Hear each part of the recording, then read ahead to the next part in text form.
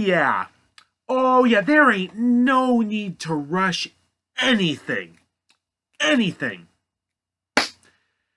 Survivor Series 2022. Up for discussion today. Ladies and gentlemen, welcome to Down, Down, Up, Up. It's your warrior Apollo. And like I said, time to talk about Survivor Series. Time to talk about the WarGames, a show we called quite well, considering how many factors needed to go right to come out the way we did. Not a full sweep, not a full sweep. The one that had to screw us, but it wasn't inside WarGames. Not a bad deal, if you know what I mean. But we're going to dive in, ladies and gentlemen. Talk Apollo talk. First off, kickoff useless. Continues to be useless. I really don't understand the point of a kickoff anymore. On the WWE Network / Peacock. Put it on Facebook. If it's just talking, let it go. That's literally my opinions on that. This may be the one time I understand the most, though, because if you're going to use a kickoff, you can use the time to check on the cage, etc., etc. But we started off right because the Women's WarGames set us up, and they did not disappoint by some. Now, here's the thing. I don't know what it is, but so many great women's matches have the potential to go on. But then there has to be all this crap that has to go wrong. And here's the thing. I'm not really one to blame any of the people in this. The stupid weapons had one job, and that was to cooperate with the match. But it seemed like there was some kind of curse, some kind of ganjitsu put on this match, because far too many times did they not go the way they should have. Whether it was a kendo stick refusing to break, or a garbage can spot, a garbage lid spot that just didn't look right. Honestly, it's so annoying when stuff like that can ruin the perspective of a match. It didn't ruin the whole match for me, but there were too many times I found myself laughing during this match than taking it seriously for two teams going to war. Thankfully, the latter spot of the match went as well as expected because Mia and Rhea made sure to go through. No issues there. And the finish was fantastic. It looked like we were planning a big Tower of Doom spot in one corner, but it didn't happen, much to the pleasure of one of my friends watching because he despises that spot with a passion. But instead, Becky Lynch decided to jump off the cage and put the women's tag team champions through a table. And 1, 2, 3 on Dakota Kai. Team Bianca wins it. Becky Lynch, Bianca Belair, Alexa Bliss, Asuka, and Mia Yim win in WarGames. Oh, such a good way to start. Baby faces pulling the win, baby. I'm so glad I was on that side of things for that night because honestly, it could have gone the other way, but there were just some things pulling at me. Damage control just doesn't have it anymore. Rhea Ripley is not in a hurry to start anything with Bianca, and Becky Lynch is back. The man. You gotta remember how important she is. Good to see her get the win for her team and make things well. And one thing I forgot to mention that I'm actually surprised sort of just fell out of my perspective. Mia Yim got her due. She was supposed to be in the first Women's WarGames, if you recall, in 2019, I believe. But she got taken out of that match. Wasn't able to compete. So this is a little bit of comeuppance for her as well, coming back to WWE. And boom, you're in. Great stuff. Great way to start the show. Not sure 100% where we're going after this, but I'm not complaining right now. That was fun stuff, and we kept it fun going into the next match. I was a bit disappointed to see it was Finn Balor versus AJ Styles next, simply because we just came off of WarGames, and I thought we'd cool the crowd down, but then I thought about it. Wait a second. No, we don't want to do this and give the triple threat after, and we can't do Ronda Shotzi because we're just doing both women's matches in a row, and I don't like that, so it did make sense, but it didn't disappoint. These two put on a hell of a match. I was worried, though, when I saw how many people were out, but then it sort of hit me a second. Wait a minute. We have the club, Gallows and Anderson. We have Dominic Mysterio and Priest, but we don't have Rhea. That's something WarGames did. WarGames made sure that Rhea Ripley was not going to interfere in this match, and that's when it sort of hit me. I picked right. I picked right on this.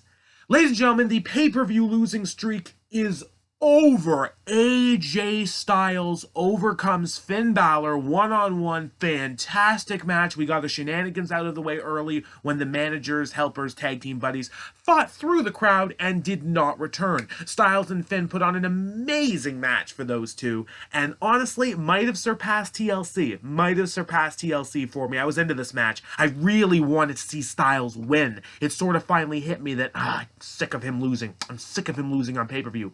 AJ win this match, and with one phenomenal forearm later, he did just that. Fun stuff. AJ gets his vindication, and honestly, if this is it for Judgment Day versus the OC, I'm happy. It's done. I don't think it needs to go on anymore. Not sure where we're going to go now, however, but I'd be happy if that was it. Styles wins. We're closed on this. And Finn can still look great taking a loss here.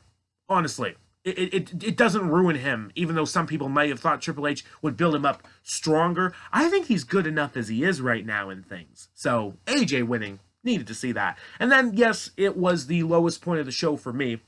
Ronda Rousey versus Shotzi. And that's really just because it was extremely predictable. And not as many false finishes as I would have liked to have seen either. I wouldn't mind Shotzi getting some surprising spots, like maybe Ronda and Shayna could have some miscommunication with each other. Shotzi could try to take advantage of that with some big moves. We didn't do a whole lot of that. We did some stuff outside, and then Ronda just kind of crushed her in the ring, and that was it. And I know she's Ronda Rousey, so the finish makes sense. It's just, I thought Shotzi would get more spots like that. Didn't so much work out for me, but obviously the obvious is Ronda Rousey is still the SmackDown Women's Champion, and we're moving on from there. But now we get to the triple threat match for the United States Championship. Oh, you sly little devils. And I had this in my mind too, but I just didn't think it was going to happen. But after a lovely match with all three competitors just moving like a freaking train. Like, they were all in unison so well for this match. Very little times did I see anything that didn't look quite right. They knew what they were doing. Fair play to Bobby Lashley, Austin Theory, and Seth freaking Rollins for this match, and the finish, because, wow, Rollins hits his Falcon Arrow set up from the top rope, so superplex going into the Falcon Arrow. Mr. Lashley has none of that, and spears Rollins, while Theory in midair falls on Rollins for the pin to become the new United States Champion. That's right, A-Town Down done did it again. Two-time United States Champion. He may have wasted his briefcase, but he just won the championship that he tried to cash in on it anyway. Theory is again the United States Champion, and I guess that's his little vindication of things. It's not going to get any bigger from him regarding that. A lot of people might think this is a bit deflating, with Rollins losing his championship this quickly. I think if Raw told us anything, though, Rollins is still a heel. He is just going down a better crowd feel right now, making him look like a babyface. But it's over. He had a hell of a run, though. Loved him as U.S. champion. And I wouldn't be surprised if he got it back, but I feel like Theory might be closing out the rest of the year as the United States champion. I'm a big Theory fan, and I'm happy to see him win it. So, good stuff, WWE. You pulled a great swerve and a great triple threat match. Awesome spots. Double hurt lock, a jump over one opponent into a stomp. They knew what they were doing with this match, and they booked it to a T. Fantastic stuff. And speaking of fantastic stuff, you never bet against the Bloodline, because the main event solidified Sami Zayn. No longer can you call him honorary. He is full oos after a fun enough WarGames with fun enough table spots. It came down to one thing. Sami Zayn, Kevin Owens. What's the deal? Because they weren't going at it. Owens got a stunner on Reigns. Sami Zayn stopped the referee from counting. Jay went for the super kick on Owens. Owens caught it. And Sami Zayn went low on Kevin Owens. One haluva kick and a splash later, the Bloodline win. Sami Zayn does prove his allegiance.